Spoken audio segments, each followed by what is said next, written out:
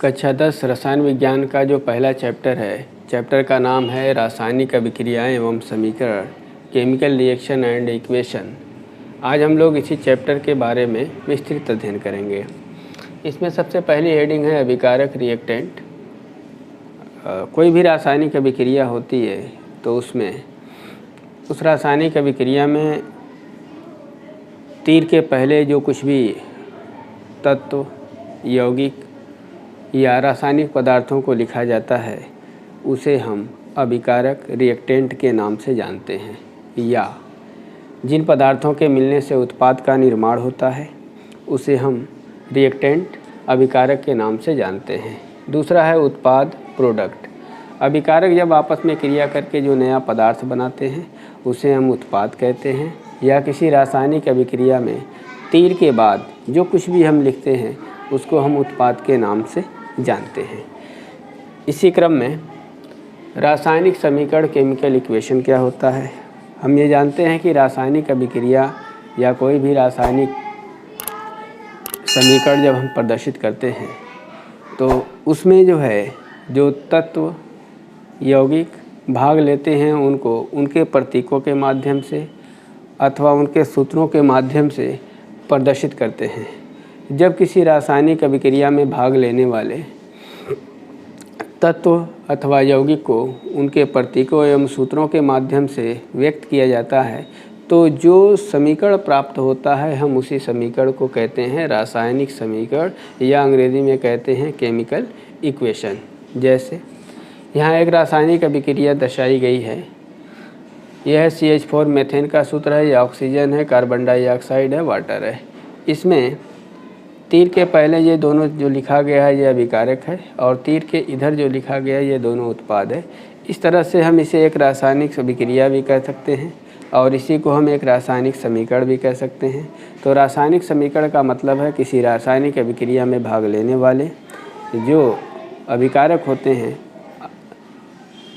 जब हम उनको या उन अभिकारकों के परस्पर अभिक्रिया होने के बाद जो उत्पाद बनता है, कुल मिलाकर अभिकारक और उत्पाद को जब हम उनके रासायनिक सूत्रों एवं प्रतीकों के माध्यम से व्यक्त करते हैं तो जो समीकरण प्राप्त होता है हम उसी को रासायनिक समीकरण के नाम से जानते हैं।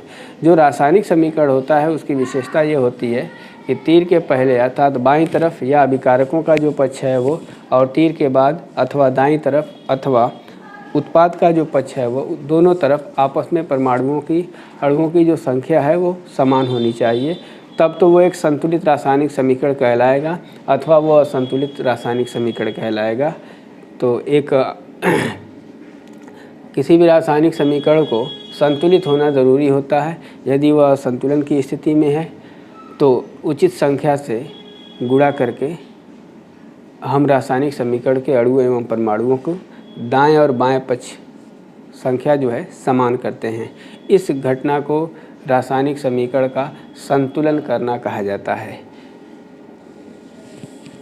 अब जो रासायनिक अभिक्रिया होती है, हम उस रासायनिक अभिक्रिया या केमिकल रिएक्शन को कैसे परिभाषित करें। कोई भी ऐसी अभिक्रिया जिसमें दो या दो से अधिक अभिकारक आपस में मिलते हैं और मिलकर के नए पदार्थों का अथवा उत्पाद का निर्माण करते हैं, इसी अभिक्रिया को कहा जाता है रासायनिक अभिक्रिया।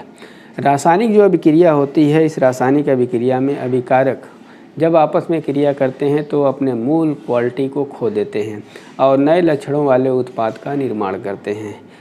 चूँकि रासायनिक परिवर्तन जो होता है वो ये परमानेंट होता है और इससे जो है अभिकारक से उत्पाद तो बन जाता है, लेकिन कुछ स्पेशल केसेस को छोड़ दिया जाए तो उत्पाद से दोबारा जो है अभिकारकों का निर्माण नहीं हो पाता है, क्योंकि उत्पाद गुणों में अभिकारकों से बहुत भिन्न होते हैं। अथवा ये कहा जाए कि रासायनिक परिवर्तन एक तरह से अस्थायी परिवर्तन होता है। तो इस रासायनिक अभिक्रिया में दो या दो से अधिक अभिकारक मिलते हैं और उत्पाद बनाते हैं। इसी अभिक्रिया को रासायनिक अभिक्रिया के नाम से जाना जाता है। जैसे MgO2 to MgO, यहाँ पर ये दोनों अभिकारक हैं और ये उत्पाद हैं। ये दो अभिकारक मिल रहे हैं और मैग्नीशियम ऑक्साइड के रूप में उत्पाद का निर्माण कर रहे हैं।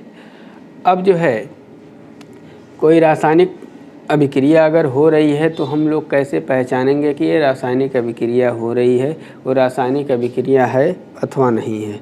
तो इसके लिए कुछ लक्षण होते हैं, जैसे एक तो अवस्था में परिवर्तन होता है। अवस्था का मतलब जानते हैं, सॉलिड, लिक्विड और गैसीय पदार्थ की 3 अवस्थाएं होती हैं।